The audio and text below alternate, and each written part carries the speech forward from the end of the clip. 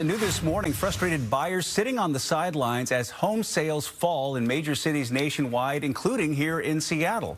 Personal finance reporter Aarthi Swaminathan. Did I get that close?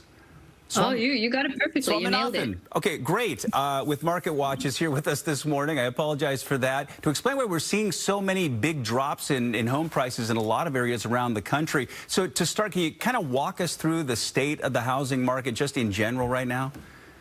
Yeah, for sure. So the housing market is feeling a ton of pain right now, right? Mortgage rates are back at 7%. 7% is not something we saw a year ago. It was half of that. So as a result, buyers are like, oh my goodness, my interest costs have risen so much. So even though home prices are sort of adjusting, mortgage rates are really high, which are adding hundreds of dollars in payments, right? So they're not buying, sales are not rising, and that's pushing prices down even further. Now, I just want to caveat that then we're not crashing. Prices are not crashing. They're just coming off a very high peak. So, there might be some good deals, but we're not going to see a lot of discounts in the market right now.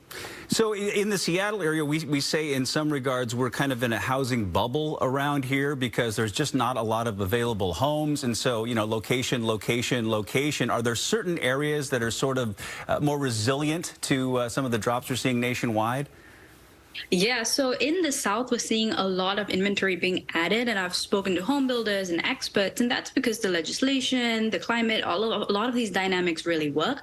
New housing inventory is added in those areas, but in Seattle, New York, California, it's very difficult to build up new inventory. So we're not seeing that number rise a ton. And that's really pressuring home prices down in these cities, right? If people who have gotten a super low interest rate are not going to be interested in giving that up and selling it. So if you're a first-time home buyer, it's a really difficult situation for you right now, even though prices appear to be dropping. What would you suggest to folks that are taking out a loan right now? Because you look at the situation a year ago, as you mentioned, and it was so much cheaper. But if you need a house, you need a house.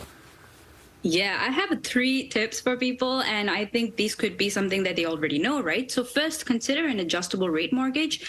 Just shop around, make sure that you know the risks and the rewards from it. But an adjustable rate mortgage actually helps you if you think rates are going to go down in the longer term.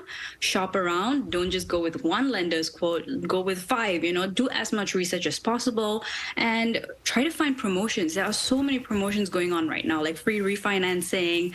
There are a lot of different companies trying to get that market share, and they want business. And so again, keep your options open for mortgages, and then also try not to think that I'm stuck in the situation. Try to look at houses, go to open houses, and keep your options open is what I would say. That is great insight. Aarthi Swaminathan from MarketWatch, thanks so much for joining us this morning. We appreciate it.